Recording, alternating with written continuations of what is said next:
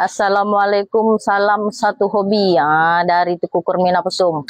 Alhamdulillah hari ini kita pengantaran lagi ya. Pengantaran lagi 16 ekor. 10 ekor ke kerinci, 6 ekor ke payakumbuh. Ada 16 ekor ke payakumbuh dan kerinci meluncur bosku.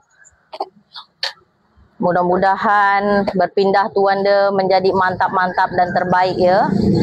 Terima kasih untuk sipu-sipu kita yang telah ada, murah rezeki, sehat selalu. Kita pengiriman 16 ekor ke kerinci dan payakumbuh. InsyaAllah kita ada niat dari hati kita. Kita kasih hadiah untuk mikbar bulan 11 ke payakumbuh. Moga sipu-sipu kita, abang-abang kita mikbar nanti semakin semangat. Kita kasih 2 ekor. 2 ekor burung dari kita ya, pesum, ori pesum. Hadiah untuk mikbar bulan 11 untuk payakumbuh. Mudah-mudahan mikbar bulan 11 semakin mantap dan semangat untuk abang-abang kita. Hadiah dari Tuku Kurmina Pesum 2 ekor. Ni kita untuk Pak Arwah Pak Arwah dari Kerinci. Gelang hijau MPS 04 SG. Untuk si Roni, gelang ungu nomor 06.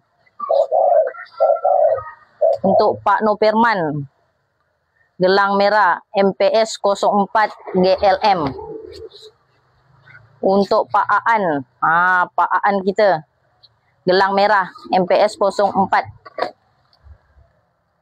Untuk Pak Rahma, gelang biru MPS 05 STK. Untuk Pak Noperman, gelang ungu 08.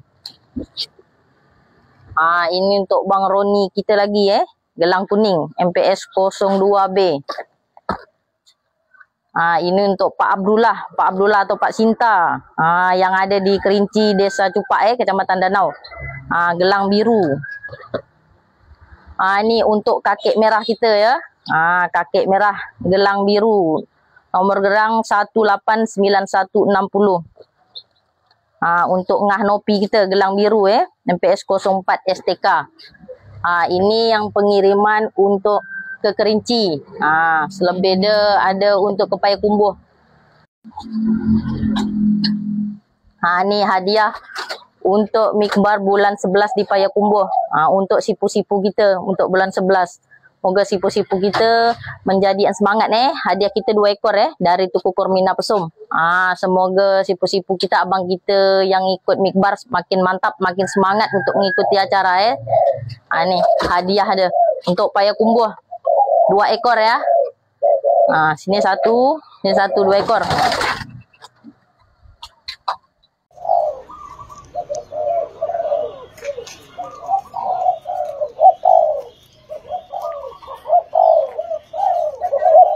Ini untuk si garung kita untuk Pak Aan.